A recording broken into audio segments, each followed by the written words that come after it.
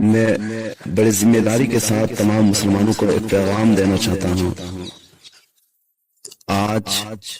ہمارے معاشرے میں ایک بہت خطرناک بیماری چلی ہے اور ہر روز اس بیماری کی خبر ملتی رہتی ہے۔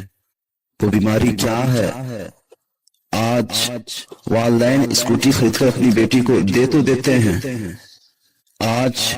والدین موبائل خرید کر اپنی بیٹی کو دے تو دیتے ہیں، مگر کبھی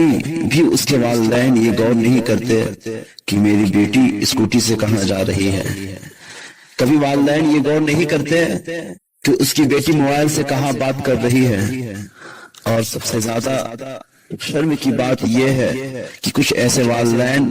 جو اپنی بیٹی کو کسی بھی اجنبی کے ساتھ کہیں بھی گھومنے پھرنے کے لیے بھیج دیتے ہیں، اور نتیجہ یہ نکلتا ہے کہ ہمارے کانوں میں یہ خبر آتی ہے کہ فلاں کی بیٹی فلاں کے ساتھ بھاگ گئی ہے۔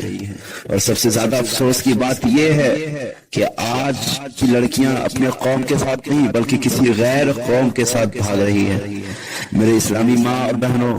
ہو سکتا ہے کہ میری بات آپ لوگوں کو ناگوار پہنچے، مگر میرے اسلام کے پاکیزہ بہنوں، یہ بات اچھے طریقے سے ہم اور آپ جانتے ہیں کہ ہر روز ہمیں اخبارات میں یہ پڑھنے کو ملتا ہے کہ ایک مسلم لڑکی کسی غیر قوم سے شادی کر کے مذہب اسلام کو چھوڑ کر غیر قوم کے مذہب کو اپنا لیا۔ آپ ایمانداری سے بتائیے،